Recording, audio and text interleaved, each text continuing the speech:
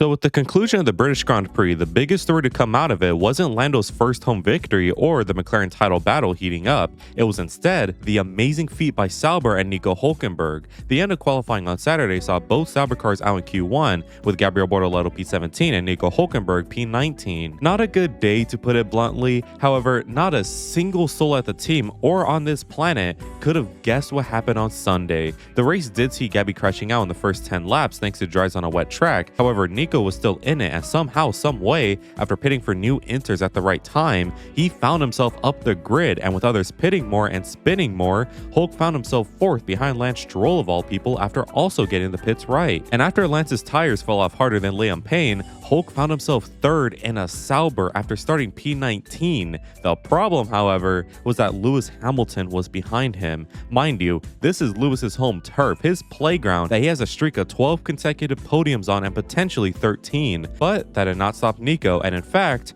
he gapped him. Like Sonny Hayes, Nico was flying, which resulted in Nico's first podium in F1 after 239 race starts, the longest of any driver by far, and Sauber's first podium since 2012 at the Japanese Grand Prix thanks to Kamui Kobayashi. I mean, this sounds almost too good to be true, but no, this literally did happen. And perhaps the craziest part from all of this, more crazier than how Nico got this from what was essentially last place, was how the team just 1 year ago couldn't even fit tires on correctly. And even this year, they started off slow and comfortably seemed to be the last place team on the grid, but now they're hunting for fifth and chasing Williams and currently forecasted to take it from them. So how on earth did a team that everybody clowned on for being comically horrible and taking desperate measures become the respected underdogs of F1? Well, subscribe if you're new if you love both Hulks, and let's get into the video now. To understand just how far the team has come, let us rewind the clocks to about 2022, which was the start of these current regulation of cars. With the beginning of the 22 regulation, Sauber, at the time Alfa Romeo Sauber, had a great car. While all the other teams built literal boats that were way too heavy, Alfa Romeo had the lightest car and were the only ones under the weight limit. This gave them a natural advantage since in many races that season, especially in the early half,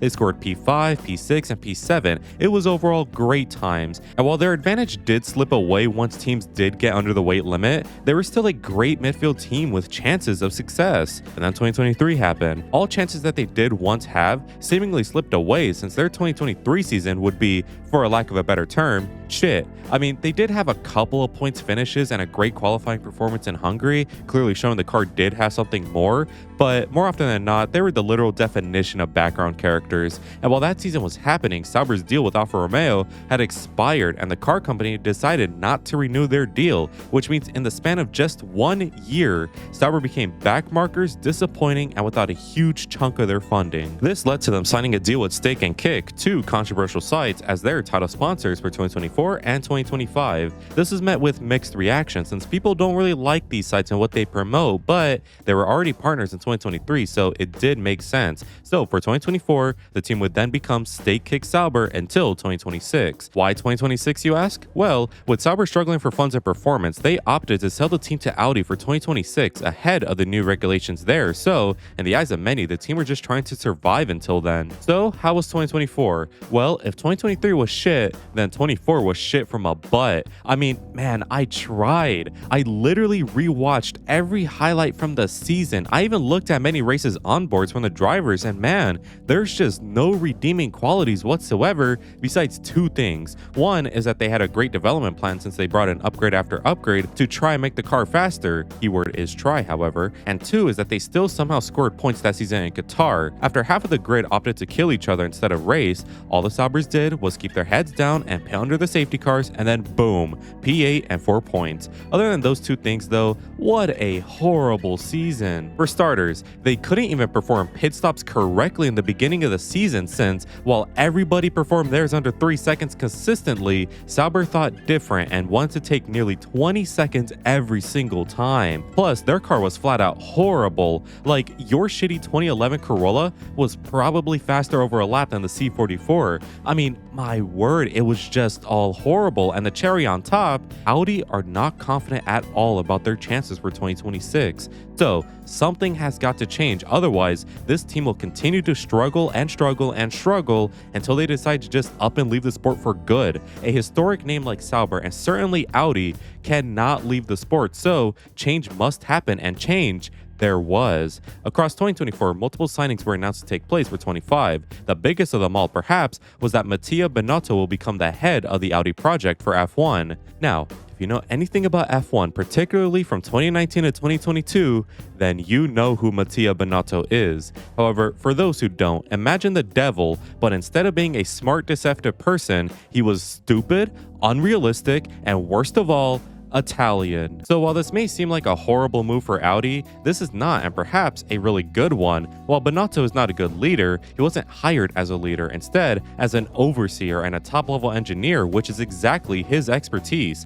Along with Binotto's signing would be Jonathan Wheatley, who is an extremely talented sports director and prior to Sauber was at Red Bull and responsible for entire dynasties. Wheatley would be signed on as the team principal for Sauber and Audi, however, he would not take effect until April 2025. So now we are in the current year, and with the team struggling with no real hopes for the foreseeable future, along with 2 new drivers since 2022, how on earth have they gotten a podium? Well, the season would start pretty good actually in Australia, since while the qualifying would be very unremarkable, like in Britain, rain fell in Australia, and with careful strategy and keeping calm, the team immediately scored 6 points with an amazing P7 finish, already scoring more points than 24 in its entirety. However, the next couple of races until around Miami or Imola-ish would just be nothing. All the weekends from China to Jeddah would play out exactly like this. Practice shows that the car is slow, qualifying showed that the car is slow, and you guessed it, the race showed that the car was indeed slow. However, the shift started to happen around Japan, where Jonathan Wheatley would take his position as team principal, and immediately he ordered more parts and better facility upgrades. This culminated at around Imola, where the car started to look a bit faster and maybe with some chaos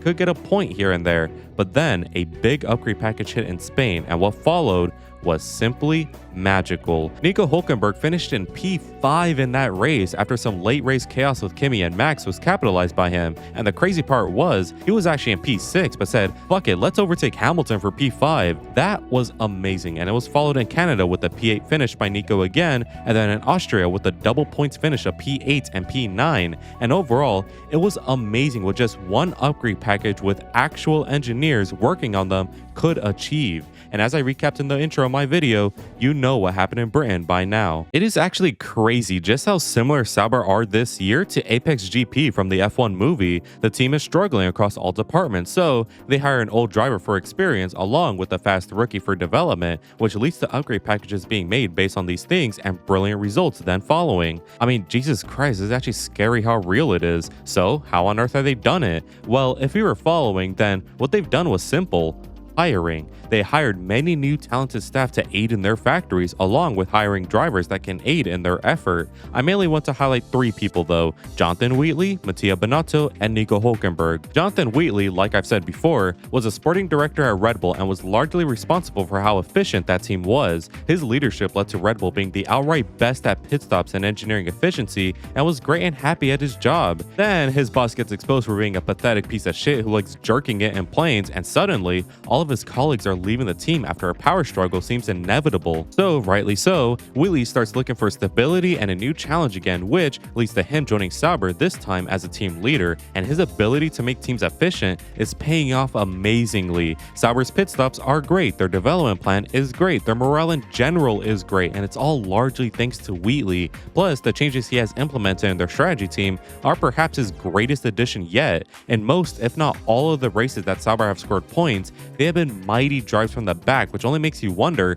how good they could be if they qualify more regularly at the front. They're going to need some good parts for that, and what better person to spearhead that department than Mattia Binotto. Now again, it's Binotto, but when he was an engineer at Ferrari and not a leader, he was fantastic and amazing at his job. Just a shame he was anything but a team leader. But at Sauber/Audi, he's back to being that engineering guy, and he's doing a great job of it. Almost all of the parts that Sauber have brought since his inclusion have been meaningful and worthwhile. He's ensuring that the facilities are up to date, the technical direction is good, and that the team straight up are just not idiots. And I would say he's doing a great job, since this year, the team have not done anything blasphemous or anything worthy of the treatment he got as Ferrari team principal. So, despite all the doubts about him at Sauber, he's proving everybody wrong, similar to one Nico Hülkenberg. Could you believe that most F1 fans, including myself, not gonna lie, hated when Hülkenberg came back to the F1 grid full-time in 2023 after leaving waiting in 2019? I mean, we all said how it's better to just give a rookie that seat since Nico is in his mid-30s and practically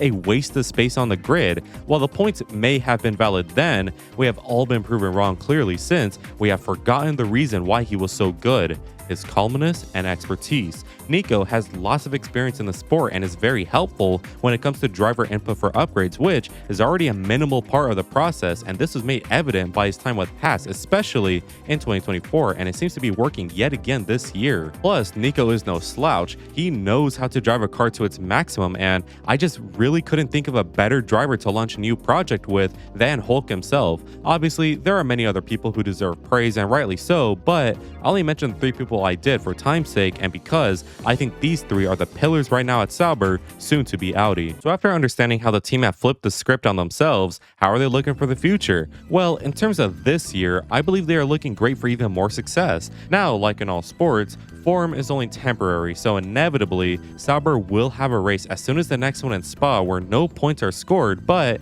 they have undeniably surged up the order as points contenders. Pair this up with how their closest competitor right now, Williams, have reportedly stopped their development on their 25 car to focus on next year, and suddenly, Sauber look really great to take even more accolades this year. The way I see things, this upcoming middle part of the season from around Spa to Singapore will feature a couple more points finishes with maybe a high-up P6 along with a few more packages incoming. However, I also see Sauber announcing the full stoppage of their development for this year being announced after the summer break, so don't get your hopes up that they'll be super good by the season's end, because once we hit the North American part of the season followed by Qatar and Abu Dhabi, I see Sauber performing very similar to Williams currently in the sense that they bog down the order and have to really fight for the points again and have to maybe rely on plan C for chaos once more. Either way, a great 2025 season so far should continue all the way to season's end, and I think Hulkenberg and Gabby can be very pleased with how things have gone for this year. 2026 though, because despite this year being really great and all, there is still the issue of next year.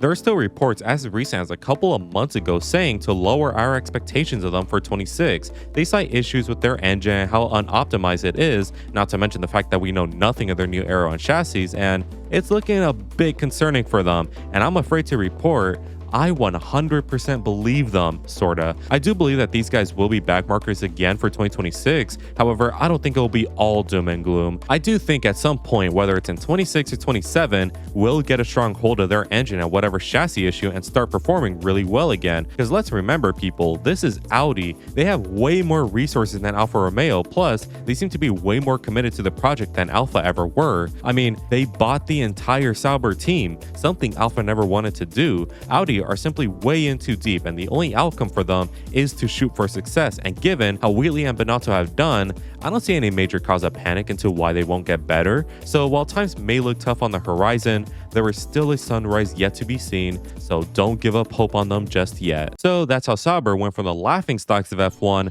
to the underdogs of F1. Anyways, I want to give a quick shout out to all members of the flock for their continued support, and make sure to join if you want cool benefits as well as just helping me out. Anyways, if you enjoyed today's video, make sure you leave a like and subscribe since it really helps me out. Make sure to let me know in the comments what you think of this, and as always, have an amazing day.